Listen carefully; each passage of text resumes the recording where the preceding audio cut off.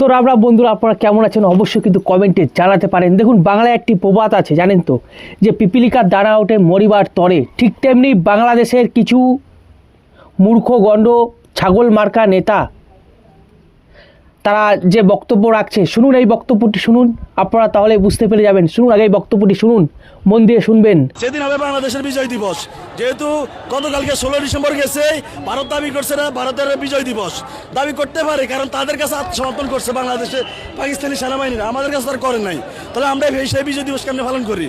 এসব তো মিলাইতে পারি না। সব কিছু ফেস লাগাই দিচ্ছে শেখ মুজিবে, এই শেখ পরিবার সব লাগাই দিচ্ছে। বিষয় হচ্ছে বিয়ে করছি আমি, বাছর করছি আমার লগে, এবং আমার কেমনে শেখ মুজিবের আওয়ামী লীগ প্রত্যেকটা সেক্টরে এই ইতিহাসের পেছ লাগে রাখিয়ে দিচ্ছে। শেখ মুজিব তো নিজে কোনো যুদ্ধ করেই নাই, তার পরিবার তো করেই নাই, তারা আর উল্টা ইতিহাসকে বিকৃত করে রাখিয়ে দিচ্ছে। কাজে প্রকৃত ইতিহাস আপনাদের সামনে, আপনারা মিডিয়ার বাইরে যারা আছেন তারা তুলে ধরবেন। ভারতের যে টেকনোলজি বুঝেন, ভারতের ডাইনামে যারা আছে, খালি একবার যুদ্ধ লাগলে চীনে খাম চাইব, পাকিস্তান খাম চাইব, ভুটান নেবা, সবাই খাম চাইব, আমরাও খাম চামো। ভারত আমগুলোকে পারবো না, ভারতের হ্যান্ডন নাই। ভারত খায় এলো গরুর গোমূত্র, আমরা খাই গরুর গোস্ত।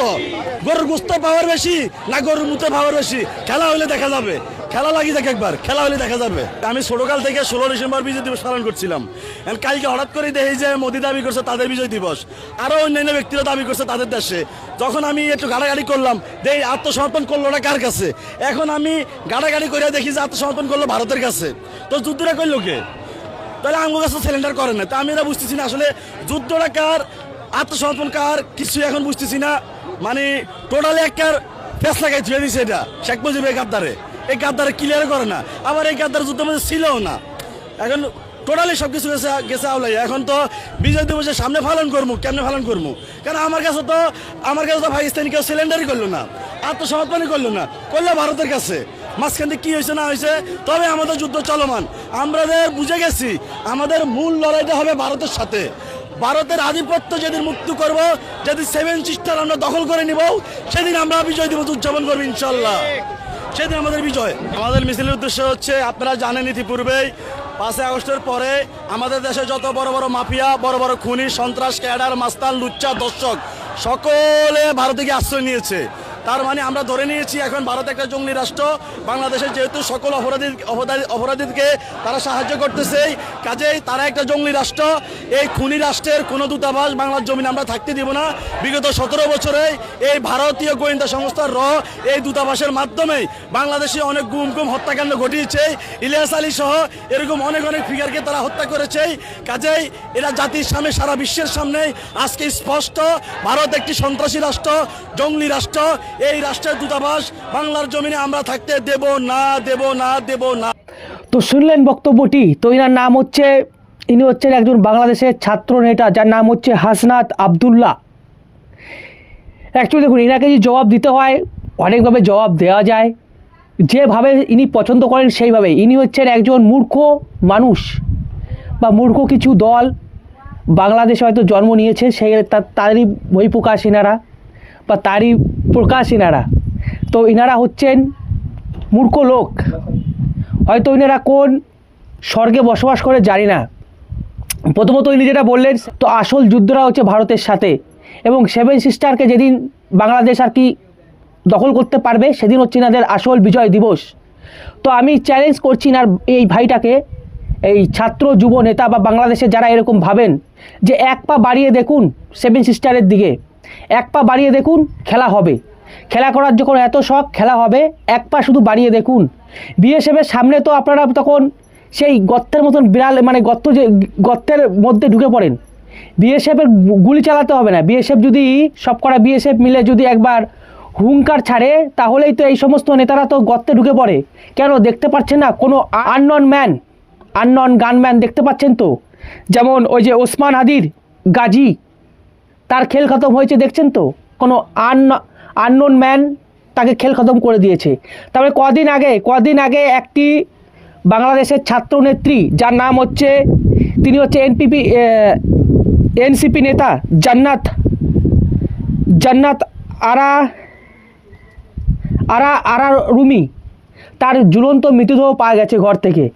তো এরকম কিন্তু যাবেন, আপনি ভাববেন না যে আপনি যাবেন না, আপনি ভাববেন না আপনাকেও পাঠানো হবে। তো আপনিও দেখতে পারবেন যে কোনো আননন ম্যান চলে গেছে আপনার কাছে, ঠিক আছে। এখন তো শোনা যাচ্ছে যে বাংলাদেশের এই সমস্ত যারা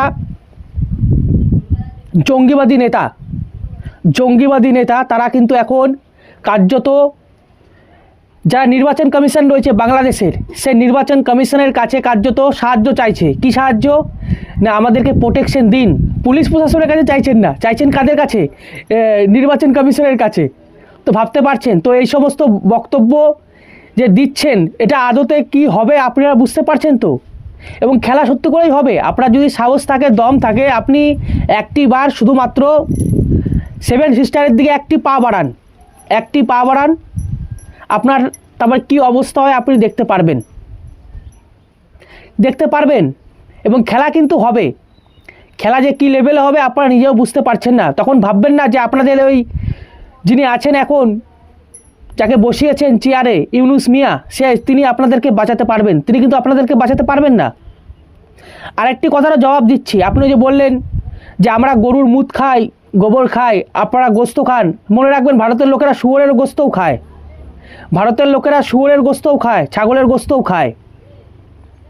তো বাংলাদেশের যারা এই সমস্ত মানুষ রয়েছেন, যাদের কাজই হচ্ছে ভারত বিদ্বেষী, সেভেন সিস্টার দখল করে নেবেন। দেখুন, সেভেন সিস্টার হলো সেই জায়গা যেখানে আমাদের সেই নিয়ে কোনো কথা হবে না। কথা বললে কিন্তু বাংলাদেশের পক্ষে খুবই খারাপ একটু অবস্থা।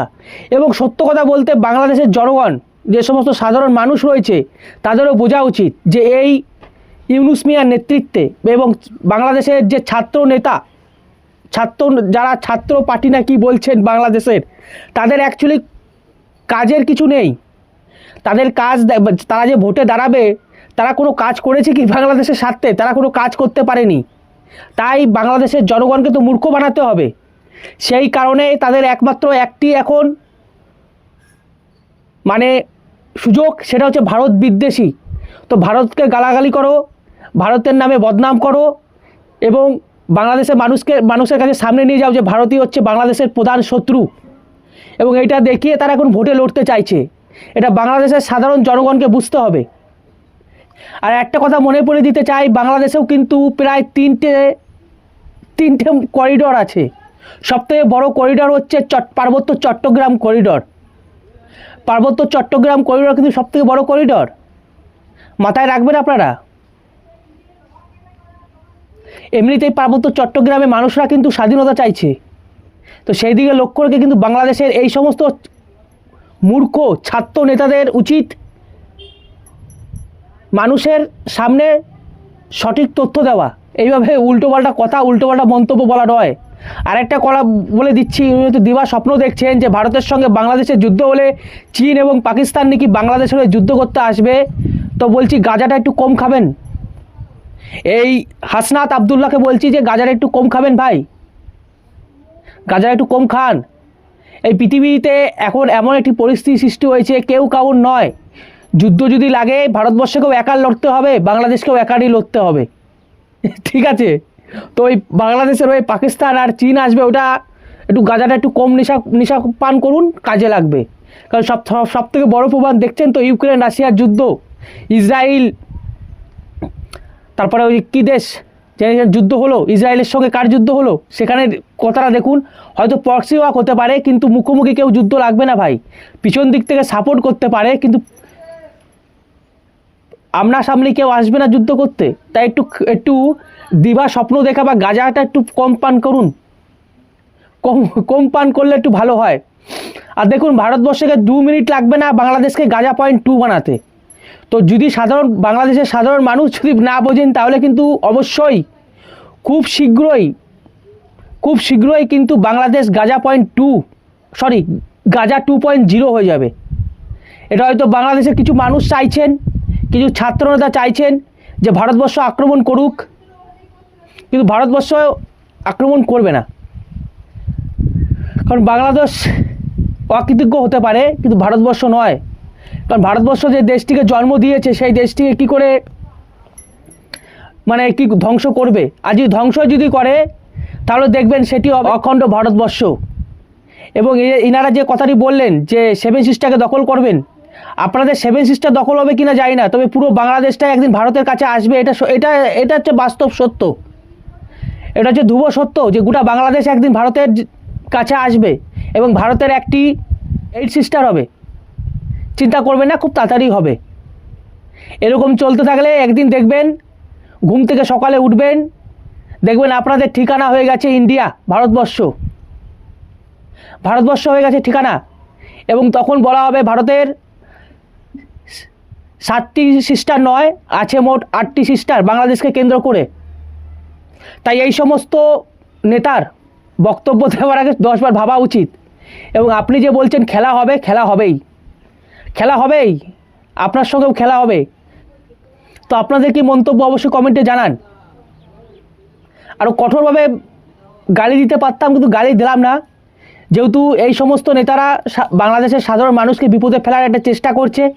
তো বাংলাদেশের সাধারণ মানুষের বোঝা উচিত যে এই সমস্ত নেতারা ভাষণ দিয়ে অ্যাকচুয়ালি ভোটের রাজনীতি করার চেষ্টা করছে, ভোটে দাঁড়ানোর চেষ্টা।